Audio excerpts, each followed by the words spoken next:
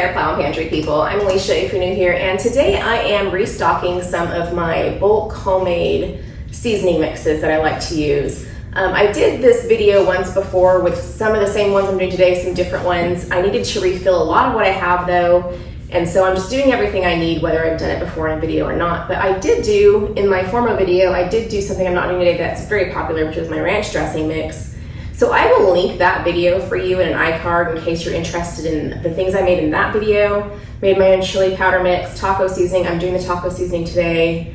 I'm not out of ranch though, so I'm not making that. I know it's popular. But I will also link to my blog posts that have the recipes for the ranch dressing and for anything else that I have that I'm doing today, in addition to, if it's not on my blog and printable, if I have it from somewhere, another source, I will link it. I'm not sure I have anything from another source today. I will link that for you, and then if it's not just somewhere on the web, I will type it out in the description box so you can find that down below the video. All right, so today here are the mixes I'm making. When I bulk batch several different mixes, what I do is I will list out everything I'm making and their ingredients, because I go down to my basement where I store a lot of bulk spices and herbs from my garden, stuff like that, and I want to be able to make sure that I have enough. So if I'm like, I need this much cinnamon, I've got that much, and I come back down here and I'm like, do I still have extra after that for this, you know? That way I can just make sure ahead of time that I don't need to go purchase something, that I have everything I need. And so today we are making 7 seasonings, wow.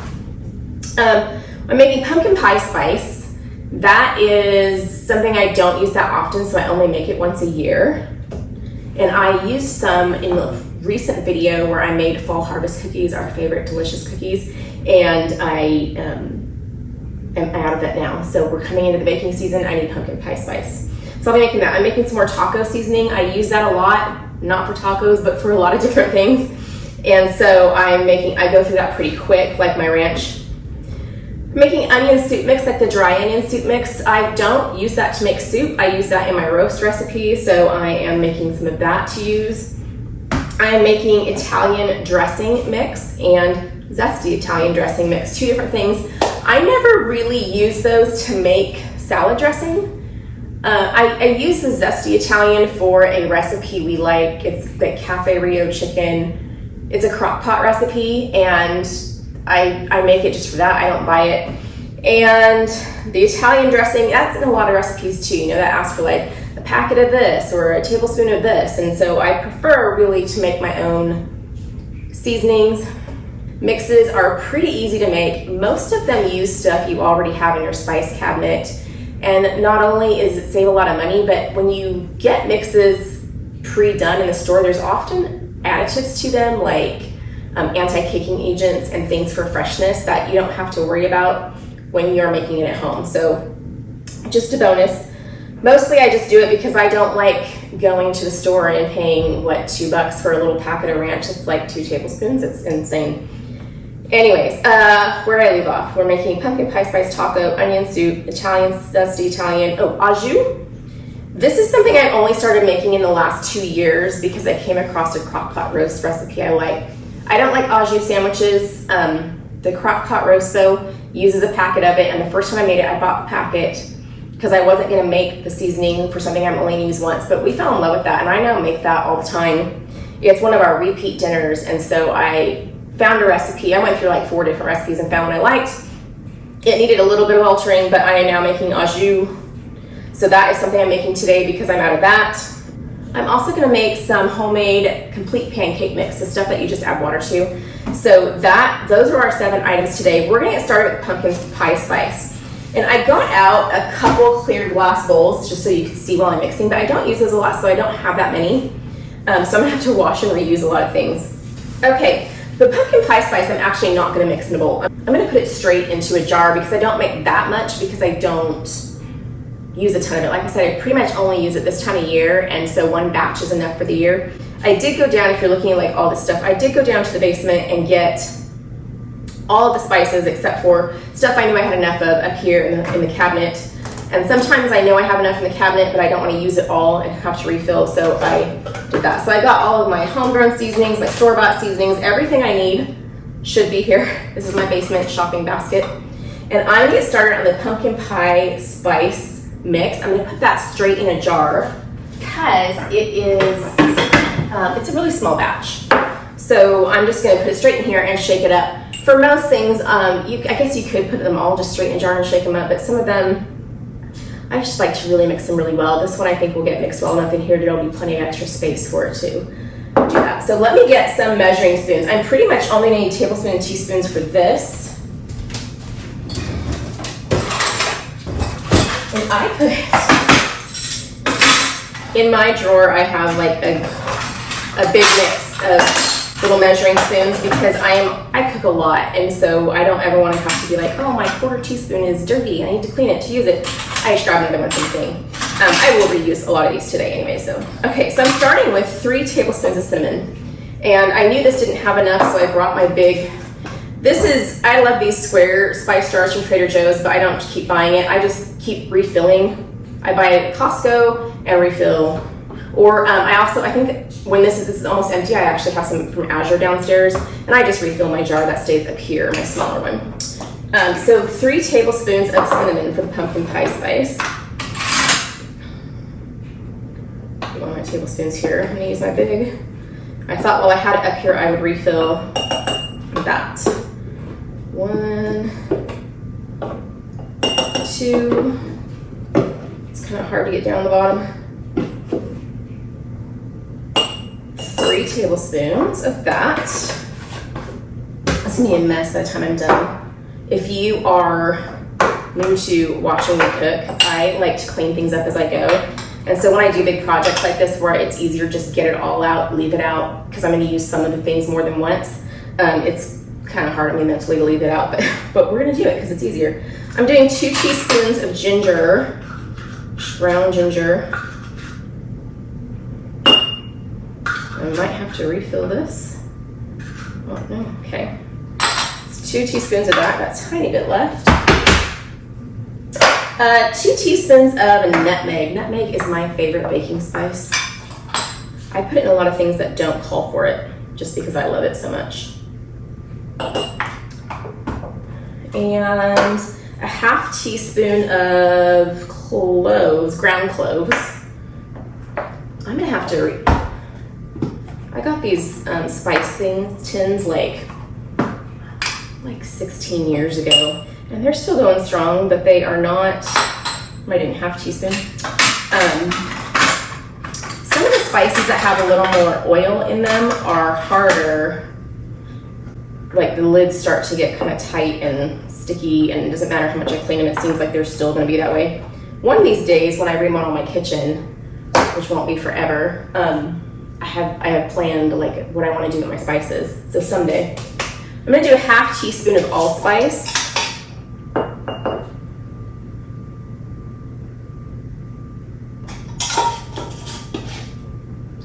And a half teaspoon of cardamom.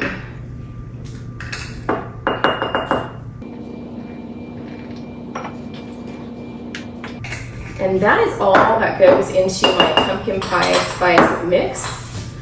Get a lid for it.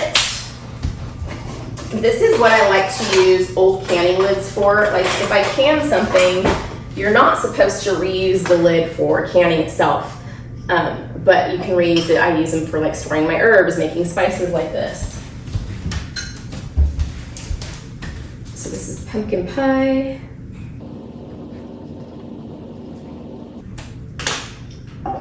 And I'm going to shake it up. That is a very good mix, yeah. So 1 down, 6 to go. Already down, okay. Let's see, next I'm going to make some, I'm getting stuff all over me. Again with the I should wear an apron thing. That was something I talked about in my, I think it was that fall cookie video where my love-hate relationship with aprons. We're gonna do taco seasoning, and I do have this one on my blog, both in a like single packet amount or also a bulk amount, which is what I'm doing today. It's what I usually do. Let me get a bigger bowl so you can see what I'm doing. Okay, it's a glass bowl. It starts with 1/3 of a cup of chili powder, and sometimes I make my own chili powder, sometimes I buy it. I have more than one in here.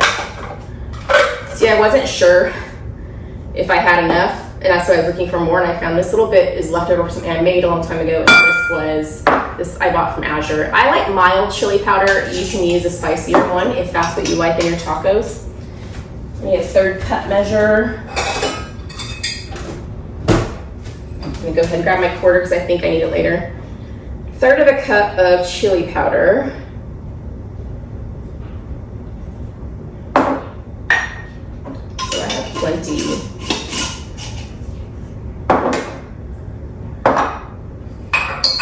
1/4 cup of onion powder. This is from last year's onion batch. That's why it's a little bit lighter than what you would buy in the store. 5 teaspoons of cumin. Where did I put my cumin? Cumin. 5 teaspoons. 1, 2, 3, 4, 5.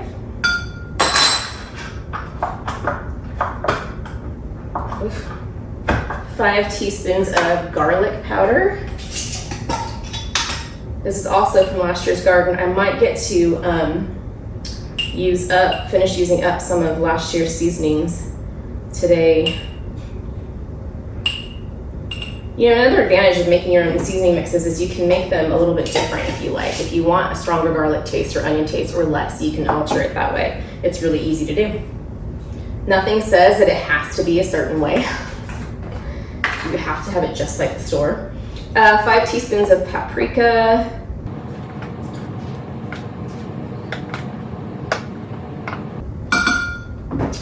I will sometimes swap out 1 or 2 of those teaspoons with a smoked paprika. Not the whole thing, but I do like a little bit of that smoky taste. 5 teaspoons of oregano. Did I have enough oregano?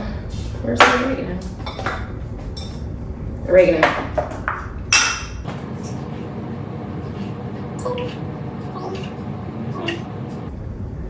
And I know that I'm like all the way out of taco seasoning, but I don't know what I did with my other jar lid.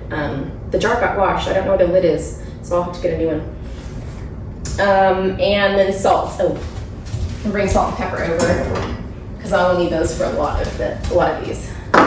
1 1/4 teaspoons of salt. I use my 1 teaspoon and then like guesstimate a quarter. It's all good.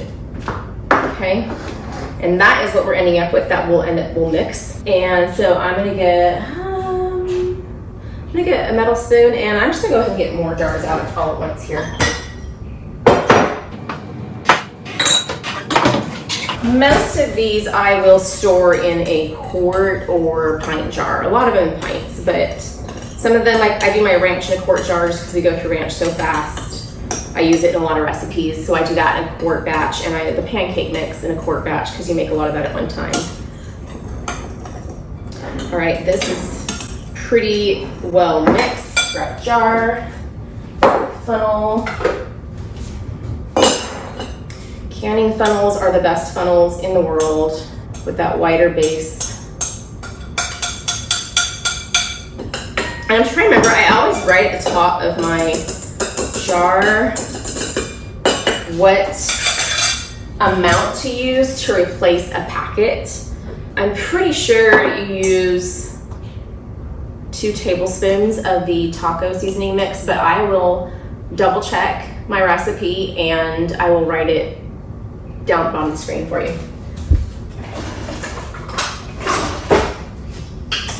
Okay. So this is a very mild taco seasoning. It's not spicy. Like I said, if you want a spicy one, you can use a spicier chili powder, or you can add something like chipotle powder or ancho powder or something that you like that has some spice to it. Okay, done with taco seasoning. It's really amazing how fast mixes come together. It really doesn't take. It sometimes can see like when you want to make your own, but you're looking at the packet in the store being like, I really don't want to make my own. It goes really fast. It goes really fast. All right, onion soup mix. I'm gonna wipe this out. but I don't want it wet because I'm going to put these in a jar and I don't want wet things. So I'm just going to dry wipe it along with my funnel because I don't want this to be, we don't want any moisture in our mixes, that's what I'm trying to say. Onion soup mix. So here's the thing. I'm going to use these minced dried onions. I got this one at Costco. I bought them at Walmart. I have freeze-dried little onion bits from garden onions, and I prefer to use those in regular cooking versus in this. Because I really do try to make this very similar to what I get in the packet, only without the junk. I have also dehydrated onion bits, and they just come out a little bit, I probably need to experiment with doing that during a time of year where it's not as humid so I can turn the heat down a little bit on my dehydrator and dehydrate them longer so that they're more like this, because they get a little bit too done and that concentrates the flavor into more of a cooked onion flavor. It's just, I prefer the taste and consistency of these store-bought onion flakes, chopped onion, whatever. So that's what I'm using today. I'm using 1 1/4 cups of the onion flake. I'm use my 1/4 cup measure here. 1, 2, 3, 4, 5, and I'm pretty sure that I have this recipe on my blog as well, so that will be a link, and so we're ready for you as well. And next is the beef bouillon. I forgot to get that out. There's always controversy when I make a video that has bouillon in it. I do prefer, I have not made my own dried bouillon. I make my own broth all the time. One day I'll take the time to stick it in my freeze dryer and see how it comes out. I just haven't done that yet. So get whatever dry bouillon you like. If you like a completely clean, nothing added to it, all organic, grass-fed, whatever, then buy that and use that bouillon. If you don't care, then go to Walmart and get whatever's on the shelf. What I typically use is this Orrington Farms, it's more like a broth base. And one of the reasons I use this, it does not have completely clean ingredients, but it does have better ingredients than a lot of the things on the shelves. And it's also gluten-free, which a lot of these aren't. A lot of them have anti-caking agents that have wheat in them, and I have a daughter who's celiac. So I use this for convenience, and someday, maybe I won't, but right now I do. 2/3 of a cup of this is what I'm gonna use, but whatever powdered beef bouillon you like to use. And you can tell that there is some stuff going over it. It's okay. It does not have to be exact measurements. You might want to be a little more exact on something that's like spicy or something like that, but as far as if there's a couple extra onion flakes, a couple extra bouillon granules, we're fine. Okay, so beef bouillon is in there. 1 1/4 teaspoons onion powder. Go back to onion powder. 1 1/4-ish. Again, estimating is pretty fine in most cases, okay? 1 1/4 teaspoons of parsley. I was hoping, I don't think I'll use up all of last year's parsley today. I do need to, this is freeze dried, and I need to crunch it a little bit more. It's kind of in a whole flake here. So I'm gonna kind of estimate, because it's, it'll fit more in the teaspoon when it is in tiny pieces. So I measured it a little bit extra, and now I'm going through and chopping it, well, squeezing it. It's dry enough that you can just crinkle it and it falls apart into little shreds, and that's good enough for me. Okay, so that's parsley for today. 3/4 teaspoon celery seed. Okay, so 3/4 teaspoon, yeah. I'm gonna use my 1/2 teaspoon. And 1/2 of a half. That's 1/4. 3/4 teaspoon of paprika.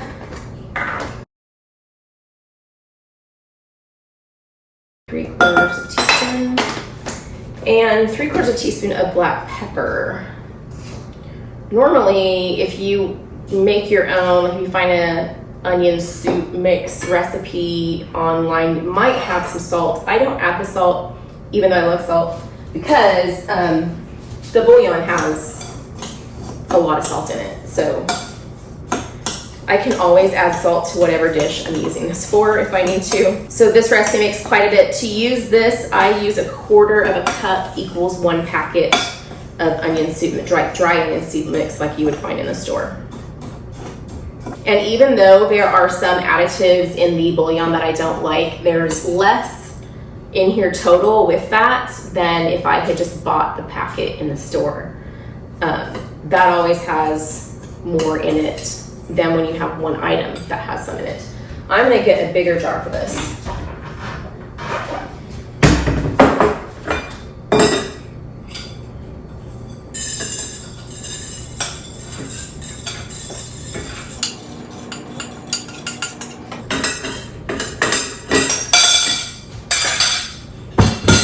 And I like to give it another little, like right before I use it, I'll give it another little shake before I measure it out.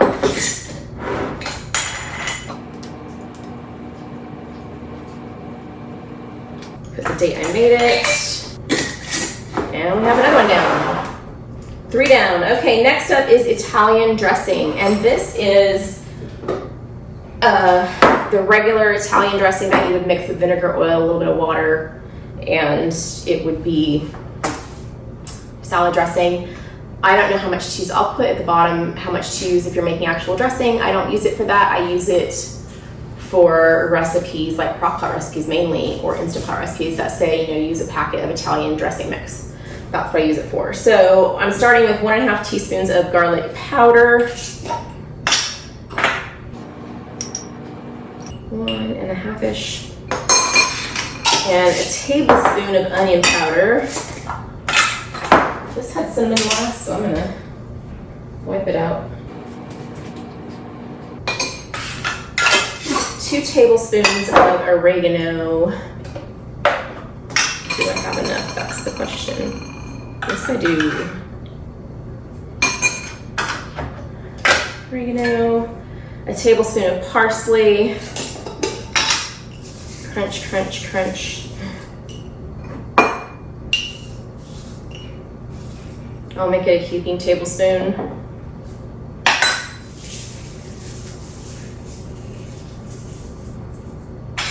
You could, if your parsley flakes are too big, you could put them in like a blender and pulse. You don't want to get them really fine like a powder, but pulse it.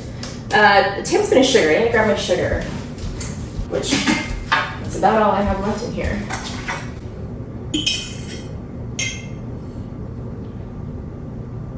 I know I'm going to need a little bit more for the zesty Italian one, so I'm going to leave this over here. 2 tablespoons of salt. I know that sounds like a lot, but this is otherwise just a herb concoction. A teaspoon of black pepper. Teaspoon of pepper, a teaspoon of basil. Might finish off last year's basil. This one's crushed enough. 1/4 teaspoon of thyme.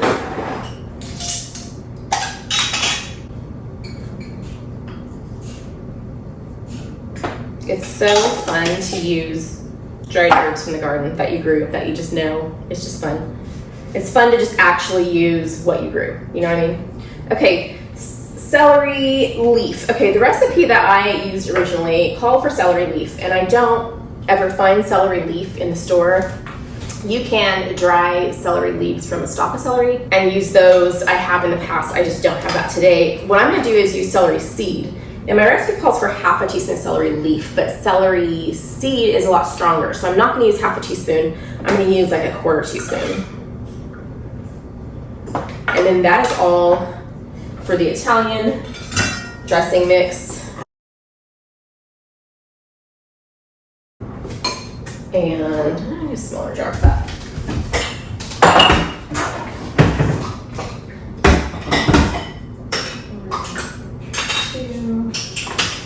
Okay. So Italian dressing, and I will leave the directions for you down below of how to make this up if you actually want to use it for salad dressing. It's not my preferred actual salad dressing. I tend to do like a vinegar oil thing all on my own and just add some Italian herbs in it. But you can definitely use one of these. Okay. And then the zesty Italian. Just gonna make it right in the same bowl. It has a lot of the same ingredients, but it has a little bit of a kick for the zesty Italian. So I'm gonna start with a tablespoon of garlic.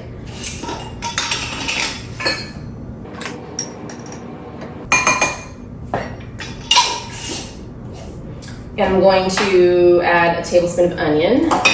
These are all powder form.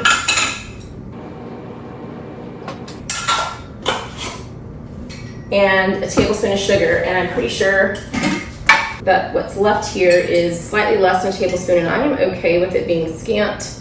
Every bit out of there. And then this needs to get washed and refilled and put back in the pantry later. 2 tablespoons of oregano. I am gonna need to go downstairs and get my jar of garden oregano for last year because I only have 1 tablespoon. I need some more, I'll be right back. Okay, I got this refilled. Tablespoon of oregano, and then a teaspoon of pepper.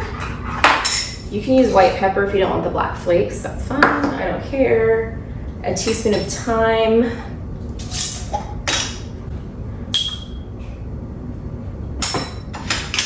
Teaspoon of basil.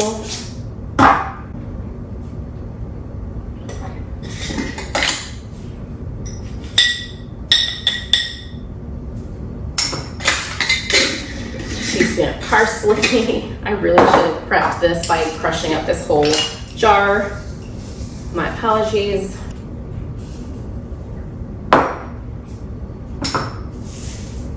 I just tend to put the leaves straight on, just get them off the stem and put them on my freeze dryer trays, and then just pour them straight into the jar.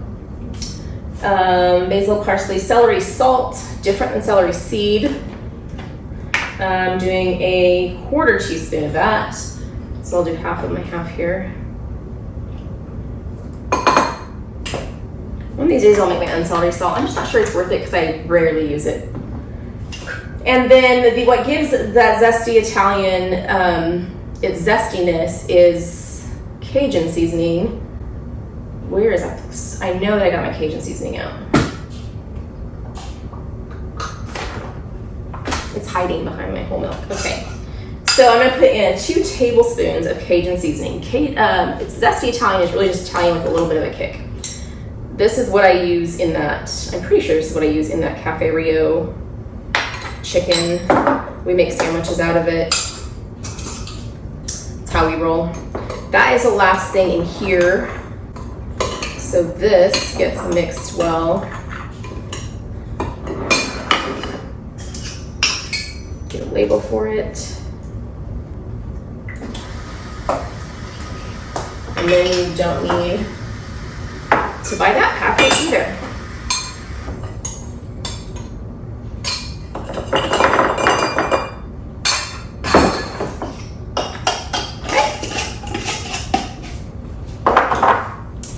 Some of the finer spices are being breathed in. All right, we're down to our last 2. Get some of this out of my way. All right, let's go for the au jus. Let me wipe out, I'm gonna use this bowl. This is, and I already know that I forgot to grab one ingredient. So this is those like au jus gravy mixes things that are used for French dip sandwiches, which are not my thing, but you can always use them. All right, so 2 tablespoons of beef bouillon. This one's getting sticky, so I'm gonna put it there. Beef bouillon, 2 tablespoons of cornstarch. I pulled out cornstarch, and I need to put it in my jar.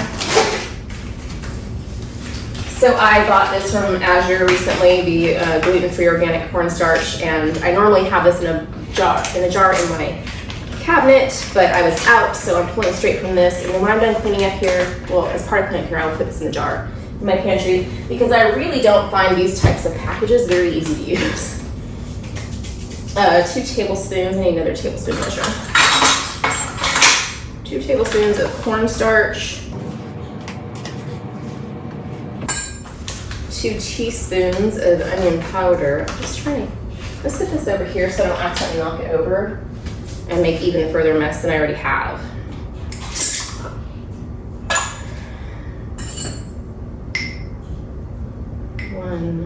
Two onion powder, 1 teaspoon of the parsley. Parsley is in everything, y'all.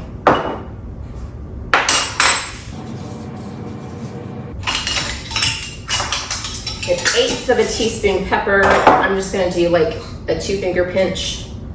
And then an 1/8 of a teaspoon garlic powder. Where'd my garlic powder go? Oh, I have some cornstarch I didn't make it out there. I'll use my quarter and do like a half. So this is the Azure seasoning, and I go with this recipe, one, because it tastes a lot like what's in the one I bought in the store that I like that made the roast, but it does not have any gluten. Uses cornstarch and not flour, and that is important for a family with a celiac child. And I'm putting it in this because this is what I have out, but it's not, it's gonna be too big. Maybe I'll make more and put it in here, just add.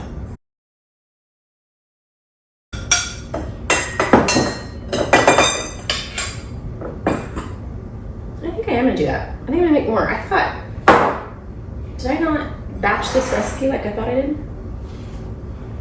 So I will put the recipe in the description box for this with the bigger batch, like the measurements for the double batch. A whisk would work well with this because it is the cornstarch. I am breaking it up with a spoon. It does tend to clump. So if you wanted to use a whisk to mix it, you could. I just always use the least amount of dishes. Well, I won't say always. Sometimes I use an insane amount of dishes for what I'm doing.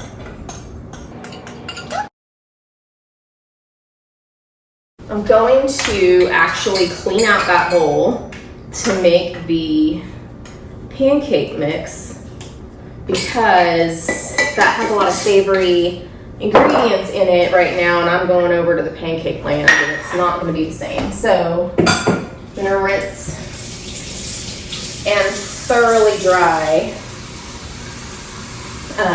the funnel and the bowl, because again, we don't want moisture in any of these powder mixes that we're storing long term. And while I like to use non-paper products overall, I do find I do use paper towels for some things, and one of them is if I need something really, really dry right away,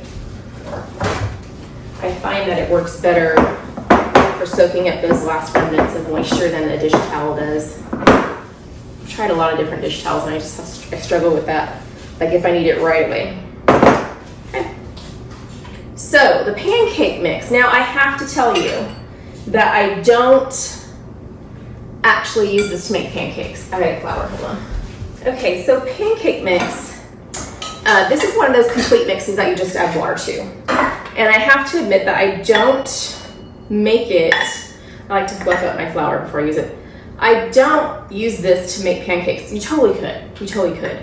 I just tend to make my pancakes from scratch. I use like the Betty Crocker classic pancake recipe, but I always have to add more liquid. I'm doing 4.5 cups of all-purpose flour, by the way.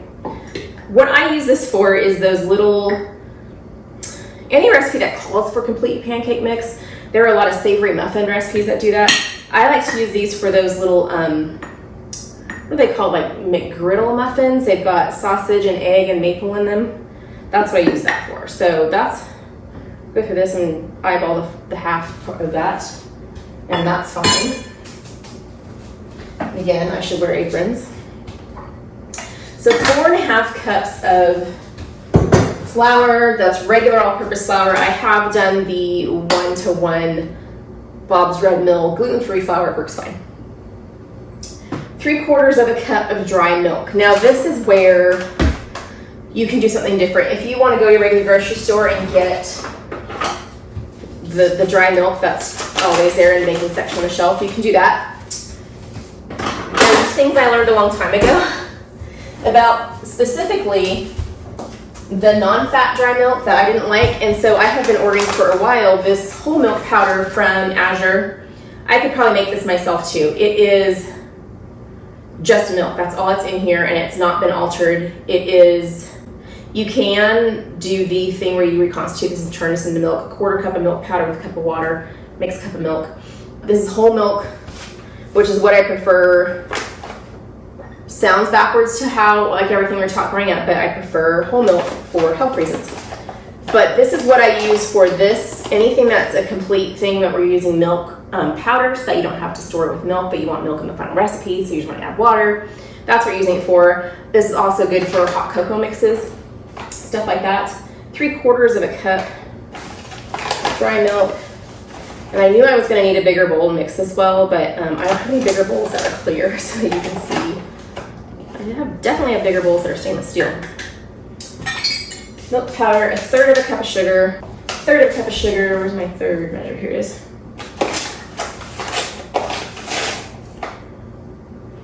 If you wanted to use this as pancake mix, you would just add enough water to make it the right consistency that pancake batter normally is. Going with baking powder, that's another thing that I needed to make a jar refill, so have to open another container. It's like refill everything season, you know? So my jar that's normally in my baking area is empty. I like to buy this baking powder. It's aluminum free. I get it from Azure Standard. I'll link Azure below, by the way. It is, like I said, aluminum free. It lasts a while. I like it costs, you buy it by the pound, and it's way cheap that way compared to what you get in the store. So 2 tablespoons of baking powder. And these, after I open them, I will store them in jars just because of moisture in the air. So these will go back here with the cornstarch that need to get put in jars later and put back in the pantry. A teaspoon of baking soda, that I still have in here.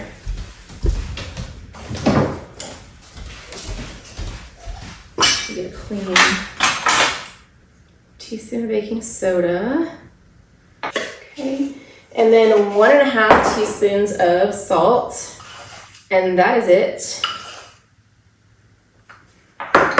Now I just need to stir it. I'm gonna bigger spoon for this. See how well I can stir this without messing it up. I'm gonna have to put it in a bigger bowl, y'all, sorry. I don't like to stir things in limited space.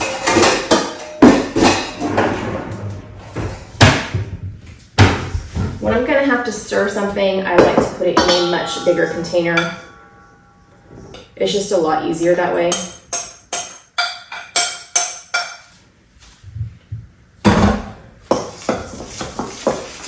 So you don't have to worry about things splashing out of the bowl all over the counter, which I tend to do anyways. All right, do not need this. I'm gonna put this in a half-gallon jar. Okay. It's kind of tall for me, I'm short.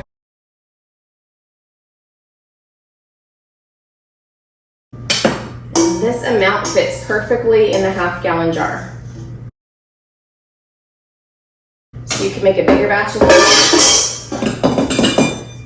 You could, if you know that you use a certain amount each time, you could even pre-measure however much you normally use into different jars so that you're just always mixing some with water and not having to measure. But I mean, I don't really measure any of these, but pancake mix. You do want to label this, because you will mistake it for flour, dried milk, all that stuff. So like I said, if you want to, you can just add water to this and whisk it up and make pancakes with it. I just don't use it for that. I don't find it takes very long to make pancakes, and I don't know. That's no better. All right, and that is it. 7 mixes in less than an hour. If I'm looking at the time, this took about 35 minutes to make all of these mixes. If you want to add 10 minutes of me going downstairs and grabbing all of the different spices and stuff. I hope you find one of these useful for you. If you make one, let me know how you like it. I will link all the recipes, either type them out in the description box or link them, the printable versions if I have them available. or I can find them for you. And that's really all there is to it, making your own mixes. Anytime you find a mix in the store that you use a lot, try looking it up or Googling it and seeing if you can find a way to make it at home, because it's not only way less expensive. One packet kind of maybe seems cheap, but when you compare it to how much it costs to make that, there's just no contest. And again, no anti-caking agents, no keeping it fresh agents type things, lots of different things in those that we don't want in our bodies. So I will leave those recipes for you below. Thank you so much for joining me. I hope this was useful to you, and I hope to see you again on another video.